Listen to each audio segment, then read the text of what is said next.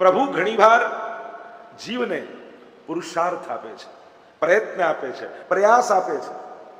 દરેક વખતે બેઠા બેઠા કટોરામાં પ્રસાદ આવી જાય જરૂરી નથી હોતો.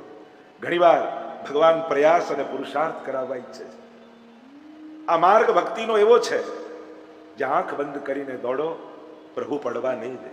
એક વસ્તુ યાદ રાખો, કાયમ હાથ પકડીને ચલાવવું પડે એને ડિસેબિલિટી કહેવાય. ભગવાન તમને ક્યારે પણ ડિસેબલ નહીં થવા દે, એ તમને સમર્થ કરશે. એટલે જ કહ્યું ને, હૈયું મસ્તક હાથ બહુ દઈ દીધું નાથ, હવે ચોથું નથી માંગવું. પ્રભુ સુવિધાઓ આપી વ્યક્તિને પુરુષાર્થ કરતા શીખવે છે, સંજોગો ઉભા કરી પ્રયાસ કરવામાં અગ્રસર કરે છે. આ ભાગવતની દિવ્ય યાત્રા છે, જ્યાં જીવે કાંઈ પ્રયાસ કરવાનો નથી, તમારે તો બેઠા જ રહેવાનું છે. વિચાર કરો, ભાગવતની મહત્તા કેટલી છે. વૈકુંઠમાં જાઓ તો ભગવાન આગળ બેસવા આવી ખુરશી સોફા મળે, ઉપર પંખો ચાલતો હોય, શાંતિથી બેઠા બેઠા ઠાકોરને જોયા કરી. ચલો વૈકુંઠની વાત છોડો, નાથ દ્વારા જાઓ તો ઠાકોરજીની સન્મુખ આવી ખુરશી સોફો મળે. એટલે ભગવાનનું સૌથી સુગમ સ્વરૂપ કોઈ હોય તે શ્રીમદ ભાગવત છે. જીવની સુવિધા કરી અને ભગવાન જીવ સુધી પહોંચતો હોય છે. આ એવો પ્રવાહ છે. પેલા ગંગાજીના કિનારે તમારે જવું પડે, પેલું અમૃત પીવા ત્યાં સ્નાન કરવા તમારે જવું પડે. આ કથારૂપી અમૃત તમારા સુધી આવે છે, તમને પાવન કરે છે. અને એટલા માટે નક્કી તમારે કરવાનું છે કે તાંબાના લોટામાં લાલ કપડામાં વીંટાઈને ગંગા સ્નાન કરવા જવું છે કે ટિકિટ કપાઈને પોતે ડૂબકી લગાવવી છે. જવાનું તો છેલ્લે છે જ, પણ તમે ટિકિટ કપાવીને ડૂબકી લગાવો એનો આનંદ જુદો છે, અને તમારા પછી તમારા બાળકો જઈને તમારું વિસર્જન કરે એનો જુદો ભાવ છે. તો વિસર્જન થવું છે કે વિનિયોગ કરવો છે આપણી જાતનો. શ્રી ગંગાજીના તટ પર જઈ સ્નાન કરી જાતને પાવન. એટલે હું તો હંમેશા કહું, જે સત્કર્મો કરવા હોય પોતાની જાતે ને પોતાના હાથે કરીને જાઓ. એ તો ઘણા લોકો ગયા પછીના પ્લાનિંગ બહુ કરે. મારા ગયા પછી બિલમાં લખી દે, આવી કથા કરજો, આવું ગૌદાન કરજો, આવું આમ કરજો, અને પાછું જતા જતા ટેન્શન, આ કરશે કે નહીં. તો આવા મનના ભય રાખીને જવું એના કરતા આ બધું કરી ગયા એનો આનંદ વાગોળતા વાગોળતા ન જઈએ. અને સમય અનુકૂળ હોય તો સત્કર્મો કરી જ લેવા. પછી નથી થતું વૈષ્ણવો. આ શરીર ચાલે છે, પરિવાર અનુકૂળ છે, સ્વાસ્થ્ય સાથ આપે છે, સામર્થ્ય ભગવાને આપ્યું છે, તો પોતાના સામર્થ્ય પ્રમાણે સત્કર્મો કરી લો. કારણ કે પછી સંજોગો અનુકૂળ નહીં રહે ને, બધું સામર્થ્ય એમને એમ રહેશે, પણ ઉભા કરનારા બે જણા જોઈશે ત્યારે કાંઈ થવાનું નથી. એટલે મનના સંકલ્પો મનમાં નહીં રાખવા, એને ઉત્સવ રૂપે પરિણમિત કરી એને સંસ્મરણ બનાવી દેવા. અને જે સમય સંસ્મરણ બની જાય છે એ આપણું થઈ જાય છે. જો આ 7 દિવસની એક યાદ છે, એક સંસ્મરણ છે. જ્યારે જ્યારે કથાનું નામ આવશે ત્યારે કાંદીવલીની આ કથા બધાને યાદ આવશે. એમ થાય કે આપણે કેવો આનંદ કર્યો, આપણે કેવું સુંદર ઉત્સવ કર્યા હતા, કેવા પ્રભુના વિવિધ પ્રકારના મનોરથો અને કથાઓના શ્રવણ કરીને જીવનને ધન્ય કર્યું હતું. મધુર સંસ્મરણો ભેગા કરો. કારણ કે જ્યારે મોટી ઉંમરમાં શરીર નહીં ચાલે ને ત્યારે સંસ્મરણોના સહારે દિવસો કાઢવાના છે. શરીર ચાલે છે ત્યાં સુધી તો બધે જઈ શકશો, પણ જો યુવાનીમાં સારી યાદો ભેગી નહીં કરીને તો ઘડપણ બહુ ખરાબ જશે. ઘડપણ સુધારવા માટે જીવનમાં સારા સંસ્મરણો ભેગા કરવા બહુ જરૂરી છે. એ તો ઘણી વાર વડીલો કે ને, ખુરશી બેઠા હોઈએ, ક્યાંય જવાનું તો હોય નહીં, આખો દિવસ ખરાબ વિચાર આવે, નબળા વિચારો આવે છે. એમ થાય કે આનું આ થઈ ગયું, આમ બીમારી થઈ ગઈ, આમ થઈ ગયું. તો નબળા જ આવે ને. સારી યાદો ભેગી કરી હતી. શરીર ચાલે છે, સારા સંસ્મરણો ભેગા કરો. અને સારા સંસ્મરણો હશે ને તો બેઠા બેઠા યાદ કરતા કરતા પણ ખુશ રહેશો કે આપણે કેવા મનોરથો કરતા, કેવા ઉત્સવો કરતા, કેવા આનંદ કરતા હતા. કારણ કે પછી જેમ યુવાનીમાં શરીરના સહારે જીવતા હોઈએ, ઘડપણમાં મનના સહારે માણસ જીવતો હોય છે. અને મન પ્રસન્ન હોય એનું ઘડપણ સારું જાય. એટલે મનની પ્રસન્નતા બહુ જોઈએ. ઘણી વાર લોકો વડીલોને સેવામાં પણ પછી જીવ બાળવાની આદત પડી જાય. હવે તો નીચે નથી બેસાતું તો ખુરશી પર બેસીને કરો, પણ પ્રભુથી ઉપર કેમ બેસાય તો મંદિર ઊંચું કરી લો. બધાના રસ્તા છે, પણ જીવ બાળવાનો કોઈ ઉપાય નથી. ઘણી વાર જીવ બાળતા પહેલા જેવું નથી થતું, પહેલા જેવા હવે તમે રહ્યા નથી, તો પહેલા જેવું ક્યાં થવાનું? આ શરીરે, આ સંજોગે, આ વ્યવસ્થામાં શું ઉત્તમ થઈ શકે એ કરી અને આનંદમાં રહેવું. નહીં તો આ જીવ બાળવાની આદત પડી ગઈ ને તે જીવ બાળ્યા જ કરે. આમ નથી થતું, આમ નથી થતું, પહેલા આમ કરતા હતા. સમય ગયો. હવે જે સમય છે એ સમય પ્રમાણે કેવો આનંદ માણી શકીએ છીએ એનું ચિંતન કરો. ક્યાંય અટકી નહીં જવું, જીવનમાં રસ્તા કાઢતા શીખો. પ્રસન્નતા એ ભક્તિનું પહેલું પગથિયું છે. પ્રસન્નતા એ શણગારમાંનો પહેલો શણગાર છે. જો તમારું મૂડ ઓફ હોય ને, ગમે તેટલા તૈયાર થઈને તમે લગ્નમાં જાઓ, બધા પૂછે આજે કેમ મૂડમાં નથી લાગતા. કોઈ હાર માટે નહીં પૂછે, કોઈ સાડી માટે નહીં પૂછે, કોઈ સૂટ માટે નહીં પૂછે, કોઈ ઘડિયાળ માટે નહીં પૂછે. ચહેરો જોઈને કહેશે આજે મૂડમાં નથી લાગતું. એનાથી ઊંધું, જેમ તેમ ઉતાવળ હતી ને કાંઈ જે પહેર્યું હતું પહેરીને નીકળી ગયા. પ્રસન્ન હતા, બધા પૂછે આજે બહુ મૂડમાં લાગો છો, આજે બહુ ખુશ લાગો છો, આ તો સરસ લાગો છો તમે. પ્રસન્નતા એ પહેલો શણગાર છે. એટલે વચ્ચે તમે સ્ટીકર બનાવીને બધાના ઘરે લગાયા હતા સેવાના રૂમમાં, પ્રસન્ન રહીએ આપ સેવા મેં હે. એટલે પેલા દરવાજો ખોલે ને પેલા વાંચીને જ જાય. પ્રભુ પાસે જવાનું છે. આનંદ માત્ર કરપાદ મુખોદરાદી, જે સર્વાંગ આનંદમય છે એ ઈશ્વરની સેવામાં જતા પહેલા તમારા મનમાં આનંદ છે કે નહીં, તમારા ચહેરા પર પ્રસન્નતા છે કે નહીં, તમારી આંખોમાં ચમક છે કે નહીં, એ જોઈને પછી ઠાકોરજી સામે જજો. એ પ્રસન્નતા, ઉત્સાહ. અગર એ જ વસ્તુ રડતા રડતા કરો, કાંઈ થતું નથી, પ્રભુ સકડી ધરવી જોઈએ, નથી થતું, આ મિશ્રી ધરું છું, લો આરોગો. પ્રભુ કે આય તું લઈ જા. તારી રડતા રડતા મિશ્રી એને જ જોઈતી મારે. હવે તમને કોઈ રોજ રડતા રડતા પીરસે તો કાંઈ આવડતું નહીં, લો જમો. નાક પાડી દે કે ભૂખ જ નથી. મૂળ વાત છે જે કરો એ ઉત્સાહથી કરો. શ્રીમદ ભાગવત કથા જીવનને ઉત્સવ બનાવે છે, ઉત્સાહથી ભરી દે છે. ગઈકાલે જે આપણે ચર્ચા કરી રહ્યા હતા, ગોવર્ધન યાગની કથાનો પ્રસંગ આપણે જોઈ રહ્યા હતા. ઇન્દ્રના માનનું ભંગ કર્યું પરમાત્માએ. શ્રીનાથજીનું એક નામ છે દેવ દમન શ્રીનાથજી. દેવતાઓ પોતાને ભગવાન માનવા લાગ્યા ત્યારે પ્રભુએ યાદ અપાવ્યું કે તમારી શક્તિઓ મારી આપેલી છે, તમારું સામર્થ્ય મારું આપેલું છે. અને જ્યારે વ્યક્તિને સામર્થ્યનું અભિમાન થઈ જાય ત્યારે પ્રભુ અસમર્થતાનો અહેસાસ કરાવે છે. એટલે જ એ દિવસે કહેતો હતો ને, પાપી માટે દરવાજા હંમેશા ભગવાનના ખુલ્લા છે, અહંકારી માટે ભગવાનનો દ્વાર બંધ હોય છે. અહમ ના આવી જાય. આપણી રાણીનો પ્રસંગ આવે છે ને, શ્રીનાથજીના દર્શન, હું તો મારું છત્ર ચમર બધું લઈને જાઉં, હું તો રાણી, અને હું કરું ત્યારે કોઈ દર્શનમાં નહીં. વ્યવસ્થા કરી, પણ શ્રીનાથજી કોઈનું ચલાવી લે, સાંકળ ખોલી દીધી ને એટલી ભીડ આવી, એક એક કપડું ન રહ્યું. શ્રીનાથજી કોઈનો મદ નથી. ભગવાન બગાડ કરવાના હોય ને તો આપણા અહંકાર વધારનારા લોકો આપણી આજુબાજુ ગોઠવી દે. એટલે સમજી લેવું કે પ્રભુ આનું પતન ઈચ્છે છે. અને પ્રભુ કૃપા કરવાના હોય તો કોઈના ને કોઈના થકી આપણા અહંકારને તોડાવે. માણસને એનો ઈગો બહુ પસંદ છે. સૌથી વધારે આપણને પ્રિય હોય તો આપણો અહંકાર છે. અને કોઈ એના ઉપર ચોટ લગાવે તો બહુ અઘરું લાગે. આ રોગ એવો છે, આપણને દેખાતો નથી અને બીજા બતાવે, ગમતો નથી, તો કાઢવો કઈ રીતે? શરીરને બીમારી આવી હોય અને કોઈ ફોન કરીને પૂછે તો આપણને ગમે કે હમણાં તાવ કેમ છે, ડાયાબિટીસ કેમ છે, આપણને ઊંઘ જેવું લાગે. પણ મનના રોગો માટે કોઈ પૂછે તો ગમે. હમણાં ક્રોધ વધી ગયો લાગે છે નહીં તમારો, ડાયાબિટીસ વધી ગયો પૂછે તો ગમે, ક્રોધ વધી ગયો એમ કોઈ કહેતો હમણાં લોભ બહુ વધી ગયો લાગે છે, કોઈ પૂછે તો ગમે. તો કોઈ બતાવે ગમતું નથી, પોતાને દેખાતું નથી, તો કાઢવું કઈ? પ્રભુ જ કૃપા કરી જીવને એના અહમથી દૂર રાખે છે. ઇન્દ્રના માનનું ભંગ કર્યું છે. જો આ મુખારવિંદ, આપણે ત્યાં આટલા સ્વરૂપોને સાક્ષાત પ્રભુના મુખ માને છે. એક યજ્ઞકુંડ, અગ્નિ ભગવાનનું મુખ છે. એટલે જયારે યજ્ઞ કરતા હોય ને સ્વાહા કરીએ ત્યારે પણ ભૂદેવ આપણને શીખવાડે કે આ રીતે જાણે એમ જમાડતા હોય, ભોજન કરાવતા હોય એ રીતે પધરાવવું. સીધું આમ નાખતા નથી, પધરાવીએ છીએ. ગાયનું મુખ એ ભગવાનનું મુખ માનવામાં આવે છે. ગોમુખની બહુ વિશેષતા છે અને એટલા માટે આપણે માળા પણ ફેરવીએ ને આવે, આને કહેવાય ગોમુખી. સીધી બહાર માળા નથી ફેરવતા, અમુક વસ્તુઓને ઢાંકીને રાખવાની આજ્ઞા છે. ગૌમુખીમાં બધા દેવી દેવતાઓનો વાસ. 33 કોટી દેવતા એમ કહીએ ને. કોટી એટલે કરોડ નહીં, ટાઈપના 33 ટાઈપના દેવતાઓ કહેવાય. પછી વાય કેમ ચાલી કે કરોડ, કોટી એટલે ટાઈપ.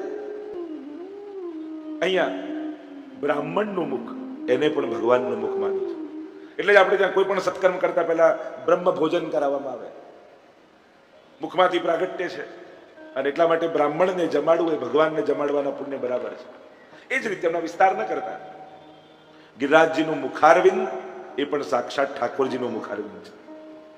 એટલે જ આપણે ત્યાં વિશેષ રૂપે જ્યારે વ્રજમાં જઈએ ત્યારે બે જગ્યાએ પૂજન કરતા હોઈએ, યમુના પૂજન અને ગિરિરાજજીનું પૂજન. ગિરિરાજજીની મહિમા કૃષ્ણ ભક્તો માટે બહુ વિશેષ છે. કૃષ્ણ ભક્તિની એક વિશેષતા એ છે કે અહીંયા સીધી ઠાકોરજીની કૃપા પ્રાપ્તિ નથી, અહીંયા પ્રભુના લીલા પરિકરની પહેલા કૃપા પ્રાપ્ત કરવાની અને પછી ઠાકોરજી કૃપા કરે છે. અને પ્રભુના લીલા પરિકરમાં બે તત્વો પ્રગટ ભક્તિના દાતા માનવામાં આવે છે, ભાવના દાતા માનવામાં આવે છે. જો પ્રભુ મોક્ષ આપવામાં બહુ ઉદાર છે, મુક્તિ આપવામાં બહુ ઉદાર છે, ભક્તિ આપવામાં બહુ કંજૂસ છે ઠાકોરજી. જલ્દી ભક્તિ ના આપે, મુક્તિ આપે એટલે કે તું છૂટો તો તારાથી હું છૂટો, પણ ભક્તિ આપે તો હમ ભક્ત પરાધીનો, પછી તમારે પરાધીન થઈ તારી પાછળ ફરવું પડે. ભક્ત વિરહ કાતર કરુણામય ડોલત પાછે લાગે, प्रभु को तो फिर पीछे पीछे ढूंढना पड़ता है, घूमना पड़ता है. એટલે પ્રભુ ની લીલામાં બે તત્વોની આરાધના વિશેષ માની છે. એ પણ વિશેષ રૂપે કૃષ્ણ ભક્તિ માટે, કૃષ્ણ પ્રાપ્તિ માટે, કૃષ્ણ કૃપા પ્રાપ્તિ માટે યા કૃષ્ણ રસાનુભવ માટે. કૃષ્ણ રસનો અનુભવ કરવો છે તો આ બે જણની કૃપા, એક યમુનાજી અને બીજા ગિરિરાજજી. યમુનાજી માટે તો યમુનાષ્ટકમાં 41 પદમાં, યમુના અષ્ટપદીમાં, યમુના વિજ્ઞપ્તિમાં અનેક અનેક પ્રકારથી આપણા આચાર્યોએ યમુનાજીના ગુણગાન કર્યા છે. ગુણ અપાર મુખ એક કહા લો બરનીય. યમુનાજીની મહિમા આપણે ત્યાં અનેક પ્રકારથી ગવાય છે.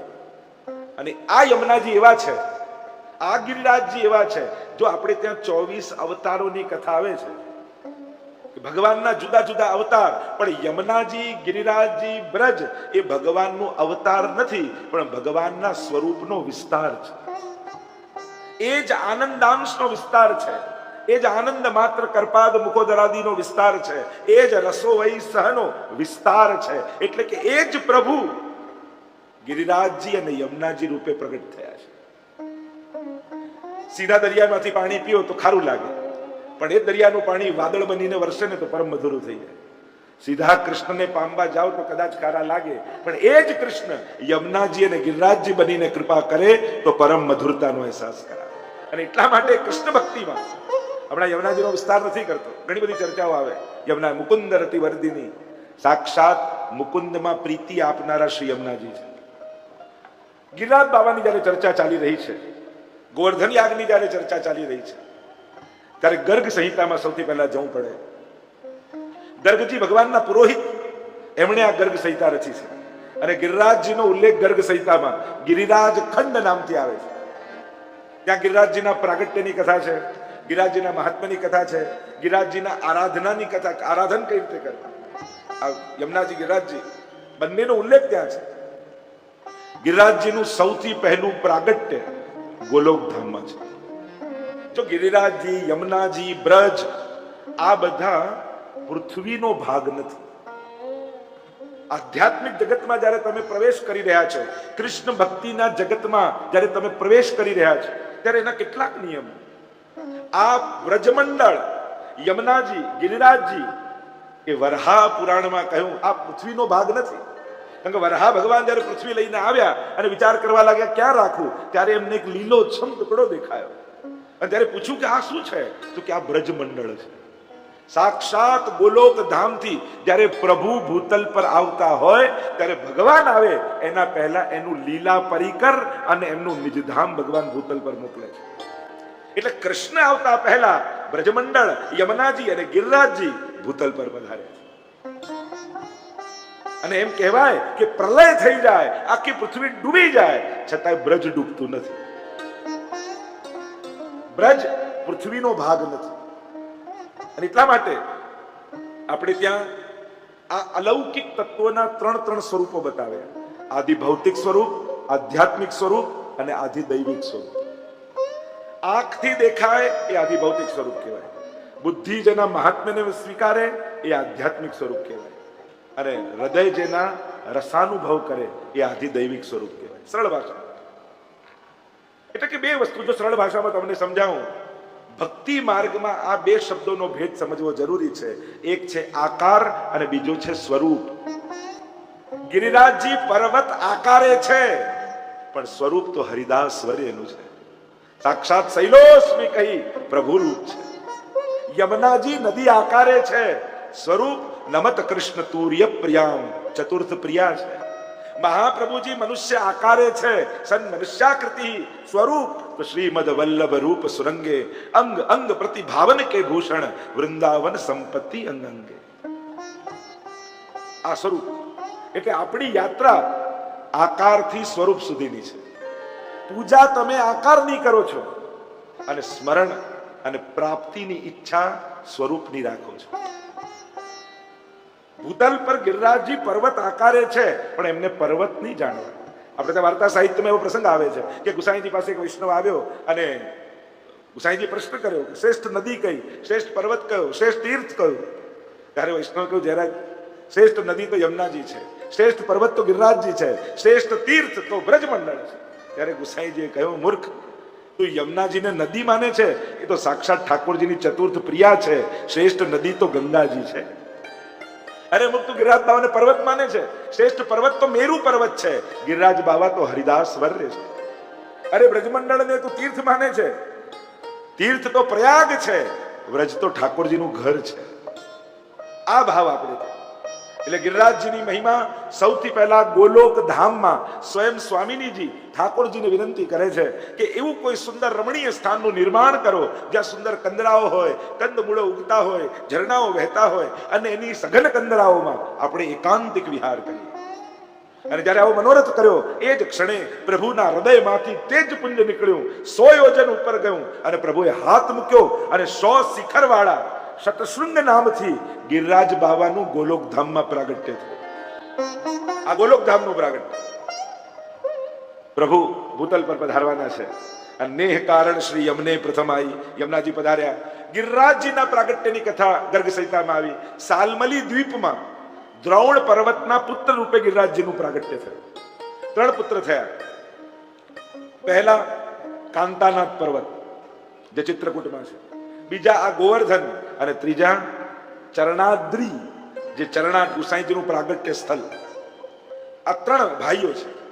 વિસ્તાર નથી કરતો, સીધી એની કથા કહું. પુલત્સ મુનિ આવ્યા અને એમને થયું કે આ ગોવર્ધનને, ગિરિરાજને કાશી લઈ જાઉં અને એની કંદરાઓમાં બેસીને મહાદેવજીની ઉપાસના કરું. વિનંતી કરી, કહ્યું આવું તો ખરા, એક શરત, એક વાર મને જ્યાં મૂકશો ત્યાંથી ઉભો નહીં થતો. યોગ બળે લીધા હાથમાં, વચને બંધાયા, ચાલતા ચાલતા કાશી તરફ. વચમાં આવ્યું વ્રજ और हम तो श्री विठ्ठलनाथ उपासी और कहा करूं जय काशी. अरे मारे तो व्रजમાં જ રહેવું છે એટલે વજન વધાર્યું, એટલું વધ્યું, ઉચકી ન શક્યા ને નીચે પધરાવી દીધું. ફરી લેવા ગયા ત્યારે કહું, વચને બંધાયેલા છો, એક વાર મને જ્યાં મૂકશો ત્યાંથી ઉભો નહીં થતો. ઋષિને આવ્યો ક્રોધ, તે મારી જોડે કપટ કર્યું છે, હું તને શ્રાપ આપું છું, રોજ તલભર ઘટીશ. અને એટલે ગિરિરાજ બાવા રોજ તલભર ઘટે છે. તમે જો 10-15 વર્ષ પહેલા ગિરિરાજજીના દર્શન કર્યા હોય અને આજે જાઓ તો તમને ફરક લાગે. આમ વ્રજમંડળમાં ગિરિરાજજી પધાર્યા. અનેક અનેક ગાથા ને કથા છે. વૈષ્ણવોનું, કૃષ્ણ ભક્તોનું પ્રગટ ગોલોક ધામ એ ગિરિરાજજીની ભીતર છે, જેના દર્શન ચતુર્ભુજદાસજીને ખટ ઋતુની વાર્તા પ્રસંગમાં કરાવ્યા, દ્વાદશ નિકુંજનો અનુભવ કરાવ્યો. કારણ કે કૃષ્ણ ભક્તિની વિશેષતા એ છે, અહીંયા સ્વરૂપાસક્તિથી શરૂઆત થાય છે ભક્તિની, પણ પ્રાપ્તિ સ્વરૂપમાં નથી કરવી, પ્રાપ્તિ તો લીલામાં કરવી છે. અને સ્વરૂપમાં પ્રાપ્તિ થઈ જાય તો મોક્ષ થઈ જાય, અને લીલામાં પ્રાપ્તિ થાય તો રસાનુભવ થઈ શકે. અને એટલા માટે વૈષ્ણવ એમ જ છે, અમારો રાસમાં પ્રાપ્તિ થાય, દાન લીલામાં પ્રાપ્તિ, વ્રજ લીલામાં પ્રાપ્તિ થાય. અમારી કૃષ્ણમાં પ્રાપ્તિ થાય એવું કોઈ નથી બોલતું.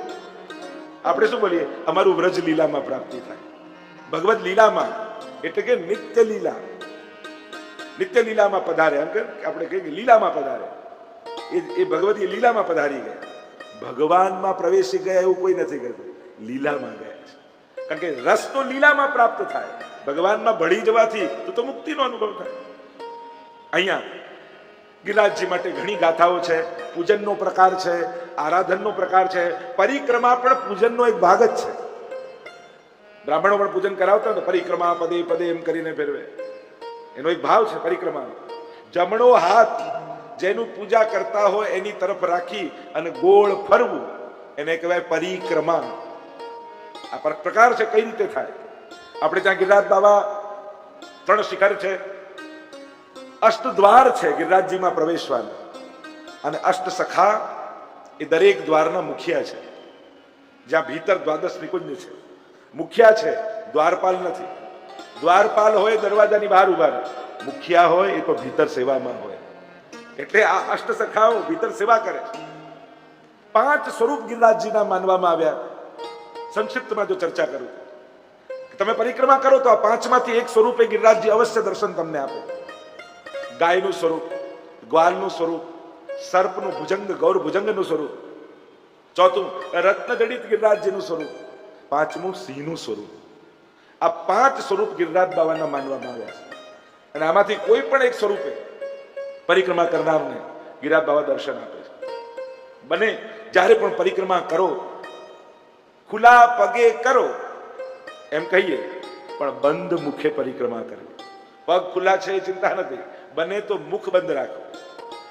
કોશિશ કરજો કે યમને જ્યારે ગિરિરાજજીની પરિક્રમા કરતા હો એટલી વાર કોઈ લૌકિક વાત મારા મુખેથી ન નીકળે. કારણ કે ગિરિરાજ બાવા છે ને એ અખંડ ભગવદ નામ લે છે, અખંડ ભગવદ નામ. અને જ્યારે આવા અલૌકિક તત્વોની સન્મુખ તમે ઉભા હો અને કંઈક લૌકિક બોલો ને, તો એમને એમના ભગવદ નામમાં વિક્ષેપ પડે છે, એમને શ્રમ પડે છે. એમ આપણે ત્યાં કહેવાય, ભગવદીઓ માટે શ્રમ, વિક્ષેપ અને દુઃખ શું છે? પ્રભુને ભૂલી જવું એ જ એમના માટે દુઃખ છે. કહ હનુમંત વિપત્તિ પ્રભુ સોઈ, જબ તવ સુમિરન ભજન ન હોય. સંકટ શું કે પ્રભુનું વિસ્મરણ થવું, પ્રભુની ભક્તિમાં વિક્ષેપ આવવો. તો કોશિશ કરજો યમુનાજીના તટ પર હો ત્યારે અને ગિરિરાજજીની તળેટીમાં હો ત્યારે ભગવદ નામ સિવાય બીજું કાંઈ ન બોલવું પડે એનો પ્રયાસ કરો. મહાપ્રભુજીને પણ તળેટી ગમે છે. ગોવર્ધન સ્થિતિ ઉત્સાહ નામ છે મહાપ્રભુજી. તો 5 સ્વરૂપે ગિરિરાજ બાબા દર્શન આપે છે. ગિરિરાજજીનો મહિમા અનેક પ્રકારથી ગવાયો છે. આપણે તો વંદન કરીએ ગિરિરાજ બાબાને. બોલીએ ગિરિરાજ મહારાજ કી જય. પ્રભુએ ગોવર્ધન યાગની લીલામાં ગિરિરાજજીની મહિમા ગાઈ, ગિરિરાજજીનો મહિમા સમજાવ્યો, ઇન્દ્રના માનનું ભંગ કર્યું, ક્ષમા માંગી છે. અને આમ ત્યારથી ગિરિરાજજીના પૂજનનો મહિમા ચાલ્યો. સ્વયં શ્રીનાથજી બાબા પણ ત્યાંથી પ્રગટ થયા. આ ગિરિરાજજીનો મહિમા કહેવાય છે જ્યાં સુધી ગિરિરાજજી ભૂતલ પર છે ત્યાં સુધી એમણે કલયુગને રોકી રાખ્યો છે. જે દિવસે ગિરિરાજજી ભૂતલ પર નહીં હોય ત્યારે કલયુગનો સંપૂર્ણ પ્રભાવ સમાજ પર આવ્યો. જબલગ યમુના ગાય ગોવર્ધન, જબલગ ગોકુલ ગાવ ગુસાઈ, તબલગ કલયુગ નાહી. આટલા તત્વો કલયુગને રોકી રાખેલા છે હજી ભૂતલ પર.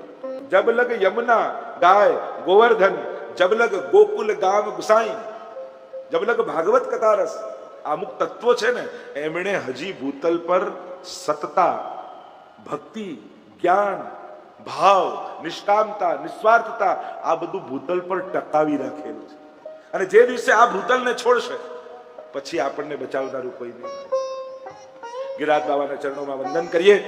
આગળની કથા એ રાસ પંચાધ્યાયની કથા છે. આજ સુધીના જેટલા ધર્માચાર્યો થયા, આજ સુધીના જેટલા વિચારકો થયા, આજ સુધીના જેટલા મહાપુરુષો થયા, આજ સુધીના જેટલા ચિંતકો થયા, આજ સુધીના જેટલા લેખકો થયા, એ બધાએ આ રાસ લીલાને સર્વોચ્ચ લીલા કહી છે, સર્વોપરી લીલા કહી છે. પણ હા, કેટલીક વાતોને સમજવા માટે યોગ્યતા પણ જોઈએ, અધિકાર પણ જોઈએ. અધિકાર વગર, પાત્રતા વગર પામેલું ઘણીવાર ભાર બની જતું હોય છે. તમે સારામાં સારું કોમ્પ્યુટર લાવો પણ જેને ચલાવતા ના આવડતું એને વધારે ટેન્શન થઈ જાય. તમારા ઘરમાં વડીલ બાને લેટેસ્ટ એપલ નો કોઈ 16, 15 કયો ચાલે છે એ લાઈન આપો, એ આ મને નહીં જોઈએ, મને સાદો બટન વાળો લઈ આપો એમ કે ને. તમે કહો ના આમાં તો કેટલા ઉપયોગ થાય, આ તો કેટલું હાઈટેક છે, એ હશે, મને આ ન ફાવે.